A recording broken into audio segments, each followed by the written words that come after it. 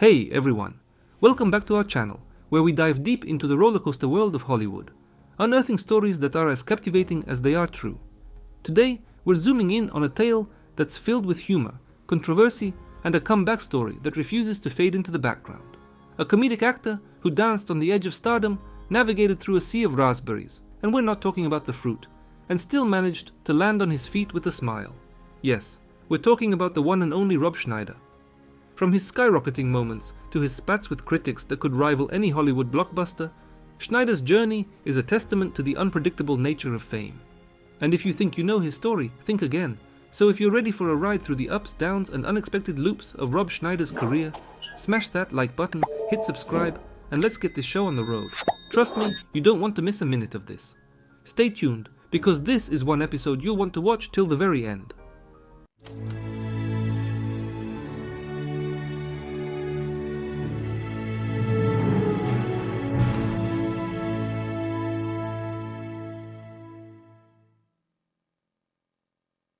Hollywood actor Adam Sandler is well known not just for his comedic talent, but also for his knack for bringing a bunch of his buddies along for the ride in his movies. Now, these friends range from the universally adored to the who's that guy again, despite their stardom stateside. But let's chat about a special category of Adam's friends, the kind some love to hate. Enter Rob Schneider. Rob wasn't exactly the superstar kind. He wasn't basking in the same limelight as Sandler. But, believe it or not, there was a time when Rob Schneider was a pretty big deal, raking in millions for his roles.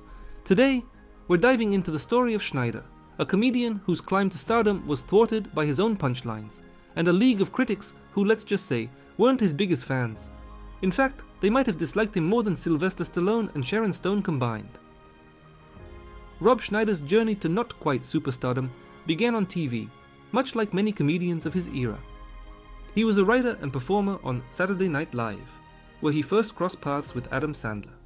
Together, they appeared in numerous sketches, often with Schneider playing the kind of guy who gets under everyone's skin, a trait he'd later embrace a bit too eagerly in his own films. Despite rubbing some the wrong way, Schneider's knack for being annoying got him noticed, landing him roles in comedies, even if they were in the background. He made a small but memorable appearance in Home Alone 2 in '92. The following year was a mixed bag for Rob. Surf Ninjas flopped, but the Beverly Hillbillies and the sci-fi action Demolition Man did quite well, with the latter serving as a peculiar milestone in Schneider's career. It was a breakthrough, but not in a way that most would envy. Picture Stallone, determined to infuse some comedy into the dreary comic adaptation landscape, hunting for the perfect sidekick. Joe Pesci slammed the door. Danny DeVito booked solid. And when Christopher Walken also passed, Stallone turned to his amusing acquaintance from Demolition Man, Rob Schneider, a decision motivated more by availability than a blockbuster guarantee. Schneider, whose career wasn't exactly skyrocketing, jumped at the opportunity, gratitude in tow.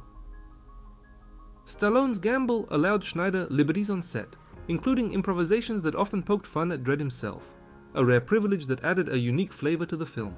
Yet, it's the recollections of filming a dangerous scene that highlight the disparity in Hollywood's value of its stars. Schneider left to pray for safety, starkly contrasts with the protective measures for Stallone, underscoring the harsh realities of showbiz. Despite their best efforts, Judge Dredd sank faster than a lead balloon at the box office, delivering a hefty blow to Stallone's career. But, as they say, one man's trash is another man's treasure. Rob Schneider, contrary to Stallone's misfortune, found himself on the receiving end of a plethora of offers for supporting roles. Sure, these weren't lead roles in blockbuster hits, but the variety gave him the luxury of choice, a silver lining in the cloud of Judge Dredd's failure. His next venture, Down Periscope, navigated through the troubled waters of mid-90s American comedy cinema. During this era, military comedies were about as successful as a submarine with a screen door, with titles like Renaissance Man, Sergeant Bilko, and Major Payne, all taking dives at the box office. Down Periscope, while not exactly making waves in the West, managed to stay afloat better than its predecessors, and even garnered a more favorable reception from international audiences. It's a testament to Schneider's ability to weather the storm, finding pockets of success in an otherwise sinking ship of military comedies. The streak of misfortune continued with The Adventures of Pinocchio, compelling Schneider to take a brief TV hiatus. Returning with gusto in '98, he diversified his comeback with 3 projects: The Waterboy with Adam Sandler, showcasing their burgeoning partnership; Susan's Plan, a black comedy that went straight to video despite John Landis's directorial clout, and Knockoff, an action film with Jean-Claude Van Damme that became a notorious flop, plagued by production issues, and ultimately butchered in post-production. Knockoff's production was a saga of missed opportunities and last-minute casting changes, originally intended for Jet Li before turning to Van Damme and Schneider. The film's editing slashed many action sequences, leaving a final cut under 90 minutes. Despite these setbacks, Schneider's scene-stealing humor was consistent, even as he navigated through the tumultuous production and a disappointing box office return. In the late 90s, Adam Sandler threw Rob Schneider a much-needed lifeline, casting him in 2 of his productions. In '99, Big Daddy showcased Schneider in a meatier role than his usual cameos in Sandler's cinematic universe. But it was Deuce Bigalow, Male Gigolo, a film originally developed for Sandler himself, that turned the tide for Schneider. When Sandler felt the role wasn't a good fit for him, he passed the torch to Schneider, marking Rob's first starring role, which proved to be a box office hit, raking in $92 million on a $17 million budget. This success was a pivotal moment for Schneider, spotlighting his comedic talent on a larger scale. The following years, however, were a mixed bag for Schneider. His next film, The Animal, despite fetching him a personal best paycheck of $1 million, was mired in controversy, with critics lambasting the movie for its offensive content, overshadowing its financial performance. Then came The Hot Chick, which, despite a generous $4 million paycheck for Schneider and decent box office returns, struggled under the weight of its $34 million production budget. Compared to contemporaneous films like Freaky Friday, which was made on a leaner budget and enjoyed similar success, The Hot Chick highlighted inefficiencies in budget allocation that could have otherwise possibly averted a box office disappointment. This period in Schneider's career was marked by a shift from supporting roles to leading man status, a transition that proved challenging. His film struggled to achieve expected box office success, leading to a string of underperformers. Adding insult to injury, Schneider became a frequent nominee for the Golden Raspberry Awards, colloquially known as the Razzies, which honor the worst in film. Each new release seemed to guarantee Schneider another Razzie nomination, solidifying his contentious position in Hollywood's comedic landscape.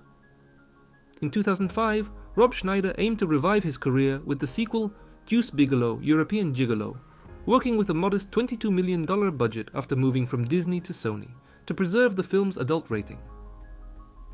Despite the budget constraints, the sequel faced harsh criticism, earning several Golden Raspberry nominations, and winning Schneider the Worst Actor award. Nonetheless, the film managed to avoid a box office disaster, grossing $45 million worldwide. Schneider's public feuds with film critics became almost as notable as his film career, especially his spat with a Los Angeles Times critic. This critic's claim that Schneider was awardless led to a humorous exchange, with Schneider retorting that the critic himself was awardless for lack of a category for Best Third-Rate Journalist. The feud escalated when renowned critic Roger Ebert stepped in, siding with the original critic and highlighting his own accolades, including a star on the Hollywood Walk of Fame. Despite the critical panning, Schneider's The Benchwarmers in 2006, which fetched him his highest paycheck of $5 million, performed decently at the box office, collecting $64 million against a $33 million budget. Schneider then ventured into directing with Big Stan, which received favorable audience responses compared to his previous works, despite typical low critic scores.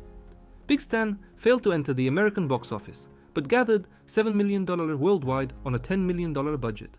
The film's subsequent performance on home media remains undocumented, leaving its financial success in theory rather than confirmed fact. After Big Stan, Schneider's presence in leading roles dwindled, and he found a niche in cameo appearances in Adam Sandler's comedies. A false rumor of his death in 2011 and a short-lived venture into television with Rob and Real Rob highlighted the challenges in his career. His involvement in poorly received projects like Inappropriate Comedy shifted his focus towards voice work and Sandler's projects. Despite the ups and downs in his cinematic journey, Schneider's personal life flourishes with a supportive circle of friends and a family, boasting impressive accomplishments such as his daughter's 2 Grammy Awards. His continued stand-up tours across the states prove his resilience and lasting appeal, reminding us of the unpredictable nature of showbiz, where critical acclaim and personal success don't always align. Stay tuned for more insights into the fascinating world of Hollywood, where careers are as unpredictable as the plots of the movies we love.